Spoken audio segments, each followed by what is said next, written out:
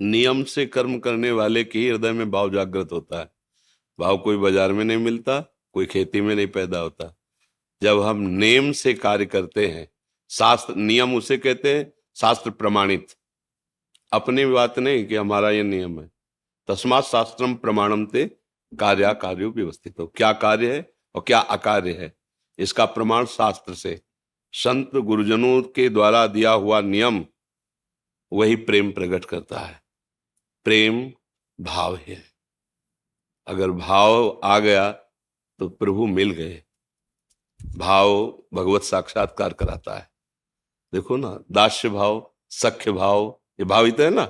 सहचरी भाव, गोपी भाव, वात्सल्य भाव, ये भावित है ना। मतलब भाव उपासना का फल है। पर हमारा नेम वो शास्त्र सम्मत होना चाहिए, गुरु प्रदत्त होना चाहिए। जो भी व्यवहार कर रहे हो वो शास्त्र सम्मत होना चाहिए। वो नेम भाव प्रकट कर देगा। फिर जब भाव आ जाता है तो नेम का अस्तित्व नहीं रहता, वो नेम भाव में समा जाता है। पर बिना नेम के भाव प्रकट भी नहीं होता। नहीं तो जो भी नियम लो शास्त्र सम्मत, गुरुजनों से प्रेरित, और किसी भी स्थिति में उसे तोड़ा ना जाए, फिर वो भाव प्रकट कर दे। और जब भाव आ जाता है तो जैसे बाढ़ आ जाती है ना, फिर उसके लिए कोई कानून नहीं। बाढ़ के लिए कोई जो सरिता सावन जल उमगत सन्मुख सिंधु सिधार है। अब उसको कोई रोक नहीं सकता। वो हर बांध को तोड़ करके समुद्र से मिलने के लिए जा रही। नदी जब सावन में बाढ़ आती है तब वो कोई मर्यादा किसी की नहीं रखती। बांध की, मेड़ की, सब फोड़ के जा प्रीतम के मिलने के लिए भाग पड़ती, समुद्र में जाने के लिए। ऐसे ही जब भाव प्रकट होता है तब सारे नेम पूर्ण हो गए, क्योंकि उनकी भाव तक ही, जैसे नाव की आवश्यकता नदी तक ही होती है, ऐसे नेम की आवश्यकता भाव तक होती है। अब भाव में आ गया, अब वो दूसरी दशा। अब उसके ऊपर नियम नहीं लगाया जा सकता। अब उसके ऊपर नियम की जांच नहीं की जा सकती कि इसका ये नियम है, ऐसा करना चाहिए, ऐसा।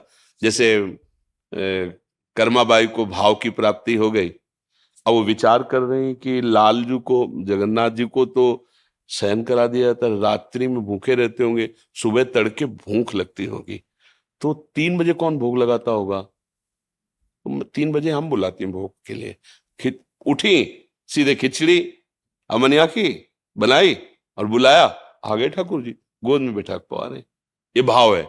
अब एक दिन एक संत ने देख लिया कि वो सूर्योदय के बाद स्नान करने, तो उनका, बाई जी हमने तो सुना है बहुत भगत हो, ये स्नान का टाइम है।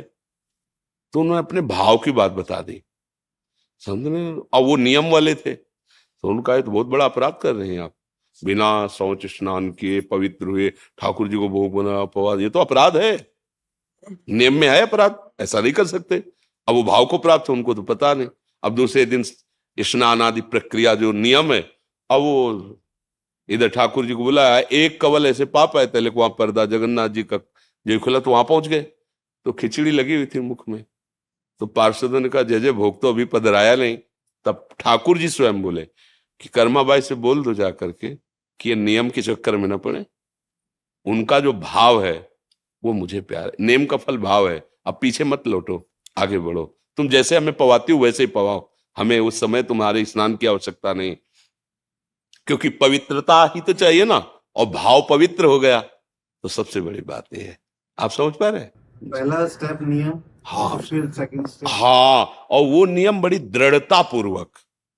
वो नियम ऐसा ना हो कि आज हमें अमुक जगह जाना है, आज तो नहीं हो पाएगा। ऐसा जो नियम है उसे प्राणपण से निभाना, फिर प्रेम प्रकट हो जाता है।